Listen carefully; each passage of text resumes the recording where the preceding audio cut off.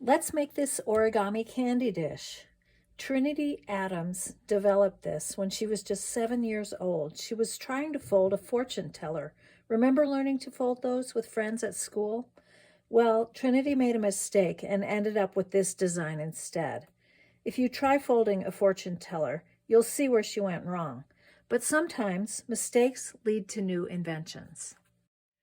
Now let's talk about the paper. This is made from an 8¼ inch square of paper, so just about letter size, but a square. And then this tinier one is made from a standard 6-inch origami square.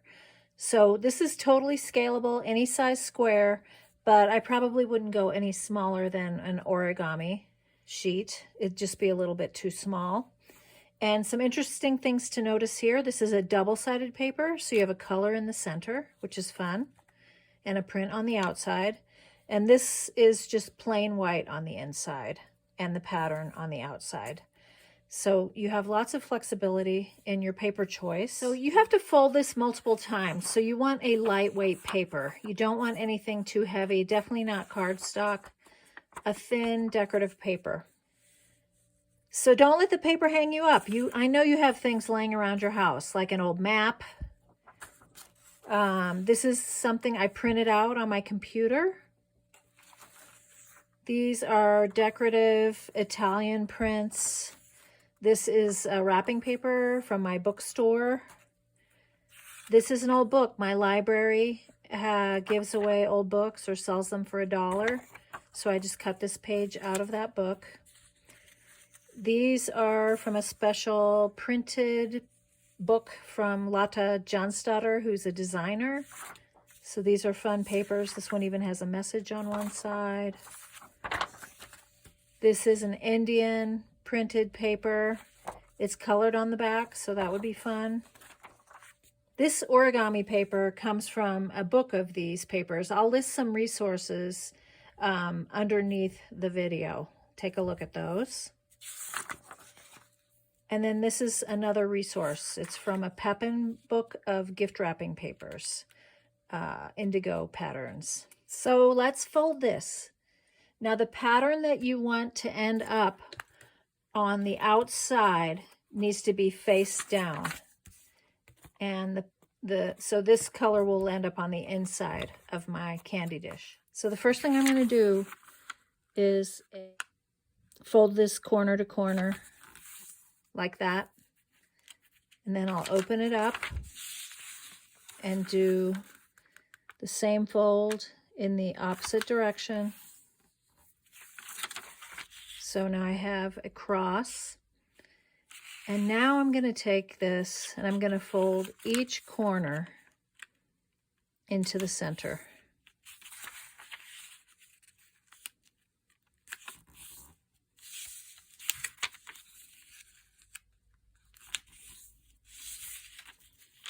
So try to be as accurate as you can. I've done lots of folding, so I have lots of practice. If you want to crease those folds with a bone folder, you can do that, but you can also use your fingernail. And now I'm going to go 2 more times smaller. So here's the first time, and I'm not flipping the paper over. I'm just keeping it as it was.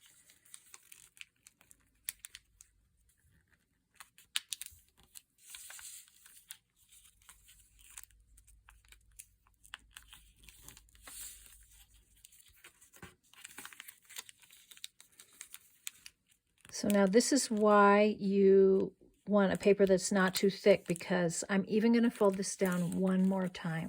So it's a lot of layers that I'm folding. So again, keep it how it is. Don't flip it over. And we'll go 1 more time, folding those 4 corners into the center.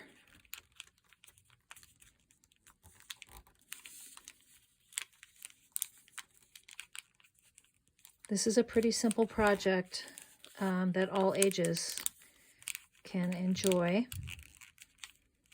I hope you'll share it with a friend. You can teach someone else how to make it, and you can also give these as gifts because they're really simple to make. Okay, so now this is all compact, And all you're going to do is open up the layers. Not too much. Just kind of expand. And then here's the central layer right around that colored paper in the center. So you can figure out if you want these to go straight up or be a little in or pull out. And there is my origami candy dish. You could use these as table settings. You could put a little treat in there. You could put a candle in there, lots of things, right? And you can also fold it back up and mail it to someone. This project is featured in my book, The Art of Papercraft, along with 39 other projects that are made from one sheet of paper. So I invite you to check this out from your local library, or you can purchase it in your bookstore or online. And if you love working with paper like I do, I run a membership program called the Paper Year online. We learn a new technique for working with paper every month in a wonderful paper-loving community. Have so much fun.